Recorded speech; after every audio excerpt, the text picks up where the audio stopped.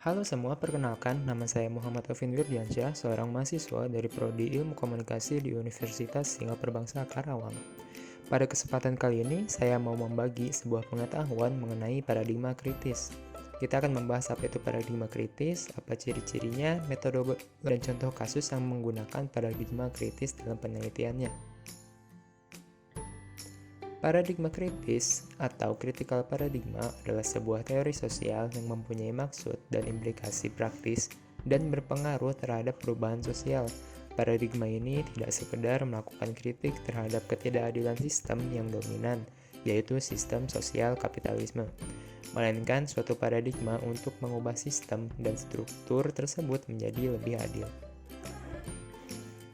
Kemudian, mari kita lanjut ke ciri-ciri dari paradigma kritis. Yang pertama adalah paradigma kritis ini memandang kenyataan sebagai sesuatu yang dibangun dari kekuatan sosial, politik, dan ekonomi. Kemudian ciri yang kedua yakni paradigma kritis ada untuk mengubah dunia yang tidak seimbang dengan menunjukkan kebenaran yang sebenarnya.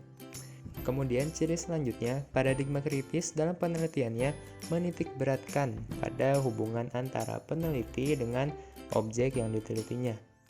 Kemudian ciri yang terakhir, paradigma kritis sangat bergantung pada bagaimana peneliti menerjemahkan data yang dia dapat dari penelitiannya.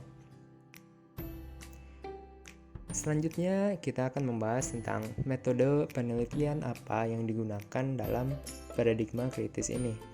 Nah, dalam paradigma kritis ini menggunakan metode kualitatif dalam penelitiannya, di mana peneliti harus bisa memahami realitas yang terjadi, bagaimana realitas itu terbentuk, apa dampaknya, dan hal lainnya dari berbagai aspek, yang kemudian dirangkum dan diterjemahkan oleh sang peneliti. Selanjutnya kita akan membahas contoh kasus yang menggunakan paradigma kritis dalam penelitiannya. Dalam contoh kasus ini kita akan menggunakan jurnal yang berjudul Analisis Teori Kritis Terhadap Wajah Pendidikan Indonesia pada Era Pandemi COVID-19. Penelitian ini meneliti tentang bagaimana pandemi COVID-19 mempengaruhi pendidikan di Indonesia. Penelitian ini menggunakan paradigma kritis karena peneliti dituntut untuk menganalisa realita dari berbagai aspek.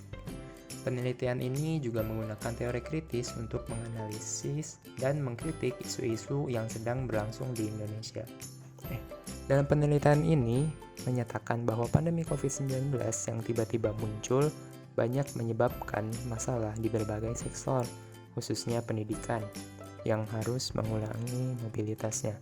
Perubahan yang mendadak menyebabkan banyak masalah, baik di pihak sekolah maupun siswa. Kemudian dilaksanakanlah proses pembelajaran secara daring, yang kemudian memunculkan isu-isu sebagai berikut. Yang pertama, keterbatasan penguasaan teknologi. Yang kedua, kurangnya sarana prasarana. Yang ketiga, kurangnya akses internet. Yang keempat, kurang siapnya anggaran. Dari kasus tersebut dapat disimpulkan bahwa pandemi COVID-19 sangat berdampak bagi pendidikan di Indonesia. Kurikulum dan sumber daya manusia dinilai belum siap untuk menghadapi kondisi ini. Pembelajaran secara daring kemudian dipilih agar pendidikan bisa tetap berjalan, namun dalam pelaksanaannya masih memiliki banyak kekurangan, terutama infrastruktur dan sumber daya yang mendukung pembelajaran daring. Berikut adalah sumber literatur yang saya pakai dalam pembuatan video ini.